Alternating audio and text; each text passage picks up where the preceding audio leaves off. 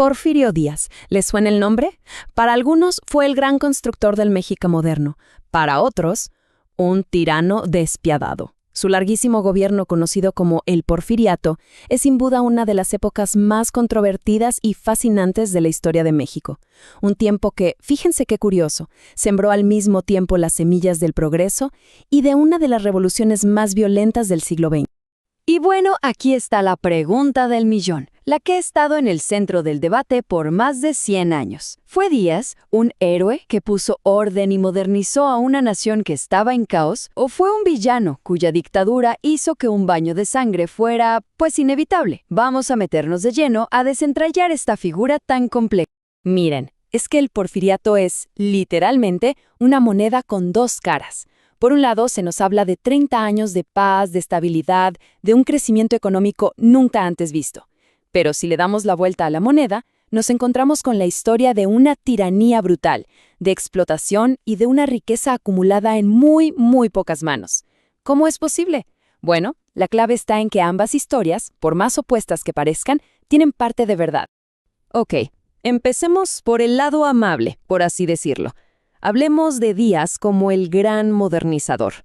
Su gobierno tenía una misión, casi una obsesión, y era muy clara: sacar a México del siglo XIX y lanzarlo de cabeza al futuro.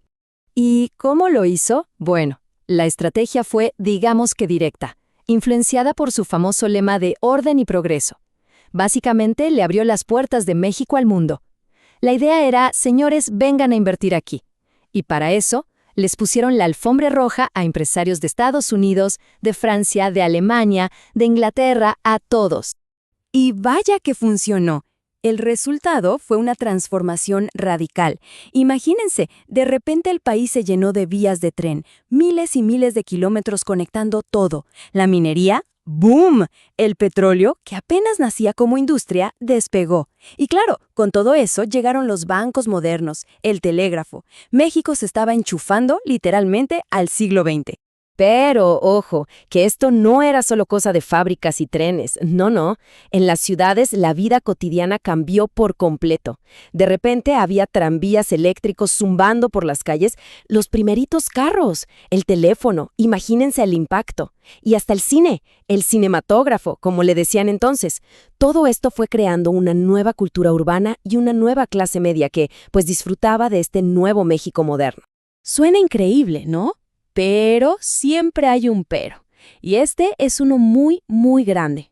Porque todo ese brillo, toda esa modernidad, tenía un lado muy oscuro. Y ahora vamos a ver cuál fue el precio que se pagó por todo ese progreso. Escuchen bien esta frase: si se morían, la deuda pasaba a sus hijos. Es brutal. Resume perfectamente cómo funcionaba el sistema. Porque ese progreso del que hablábamos no era para todos, para nada. Se construyó sobre las espaldas de millones de personas atrapadas en un sistema de servidumbre, con deudas imposibles de pagar. ¿Y cómo funcionaba esta trampa? Era un sistema diabólicamente sencillo, conocido como la tienda de raya. A ver, paso a paso. Primero, a los trabajadores no les daban dinero, les daban vales. Segundo, con esos vales estaban obligados a comprar todo, hasta la comida, en la tienda de la propia hacienda. Tercero, ¿adivinen qué? Los precios estaban por las nubes, así que los vales nunca alcanzaban. Siempre quedaban debiendo. Y cuarto, y esto es lo más terrible, esa deuda no se perdonaba ni con la muerte, pasaba a los hijos. Básicamente, era esclavitud con otro nombre. Entonces, queda claro que la prosperidad no se repartió, ¿verdad? Mientras un grupito muy pequeño se hacía inmensamente rico, a la gran mayoría, a los campesinos, a las comunidades indígenas, les quitaban sus tierras. Tierras que habían sido suyas por generaciones. De repente pasaban a manos de grandes hacendados o de compañías extranjeras. La brecha entre ricos y pobres se hizo gigante, abismal. ¿Y cómo es que un sistema así duró más de 30 años? Pues a la fuerza, con mano de hierro. Porfirio Díaz cambió la Constitución para poder reelegirse una y otra vez. Oposición política, eliminada. Elecciones, un puro teatro. Y si alguien se atrevía a protestar, como los obreros en las famosas huelgas de Cananea y Río Blanco, la respuesta era el ejército. Así de simple. A sangre y fuego. Así que tenemos este escenario. Por fuera, un país moderno y brillante. Por dentro, una olla a presión de injusticia a punto de estallar. México era, literalmente, un barril de pólvora, y solo necesitaba una pequeña chispa para encender la mecha. Y lo más irónico de todo es que la chispa la provocó el mismo Díaz. En 1908 se le ocurre decir en una entrevista que México ya estaba listo para la democracia. Grave error, porque alguien le creyó. Francisco Madero, un idealista que venía de una de las familias más ricas del país. Madero se lanza como candidato, pero claro, Díaz no iba a soltar el poder.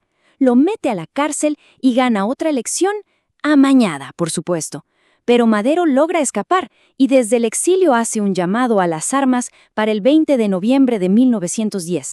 Y ese llamado resonó por todo México. La gente estaba harta. En el norte, un personaje increíble, Pancho Villa, se levantó en armas. Y en el sur, otro líder legendario, Emiliano Zapata, movilizó a los campesinos con un grito de guerra muy claro. Tierra y libertad. Se acabó. La Revolución Mexicana había comenzado. La presión fue tan grande que para 1911 Porfirio Díaz no tuvo más remedio que renunciar e irse exiliado a Francia. Fin de la historia, ¿no? Pues no. Su salida en vez de traer paz fue como quitarle el tapón a una botella de champaña que llevaba años agitándose. Lo que vino después fue una guerra civil brutal entre los mismos revolucionarios. Aquí es donde la cosa se complica, porque no era una sola revolución. Eran varias revoluciones al mismo tiempo. Piensen en esto. Por un lado teníamos a Emiliano Zapata en el sur luchando por una sola cosa, devolverle la tierra a los campesinos. Por otro, a Pancho Villa en el norte, un genio militar con un ejército temible. Y luego a Venustiano Carranza, un político más tradicional que lo que quería era el poder y una nueva constitución. Cada uno con su propia agenda. Lo que siguió fue un caos total, alianzas que se hacían y se rompían de un día para otro.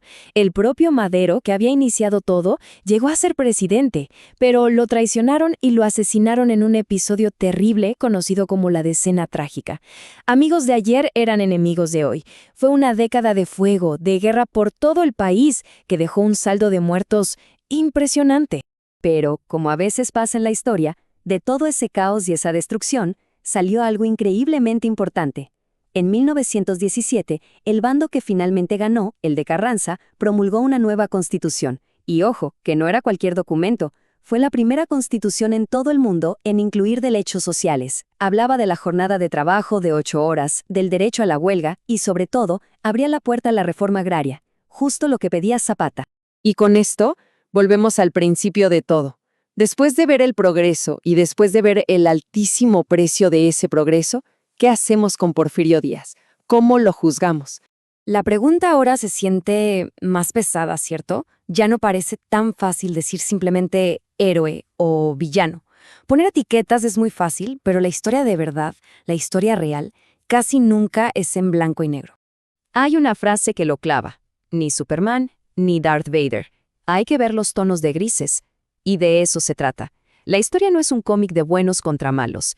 Es el estudio de personas complicadas, con sus luces y sus sombras, cuyas decisiones tuvieron consecuencias gigantescas. Al final, la conclusión es esta. El progreso y la opresión del porfiriato no eran dos cosas separadas. Eran las dos caras de la misma moneda. La modernización se pagó con explotación. La paz se pagó con represión. Y por eso, la Revolución Mexicana no fue una sorpresa. Fue la consecuencia lógica e inevitable de todo lo que se había construido. Y esta historia nos deja pensando en algo que va mucho más allá de México, ¿no creen? Nos deja con esta pregunta. ¿Cómo recordamos a esos líderes que trajeron un progreso innegable, pero a costa de un dolor también innegable? ¿Qué pesa más? La verdad es que no hay respuestas sencillas. Y quizá lo más importante sea precisamente eso, seguir haciéndonos la pregunta.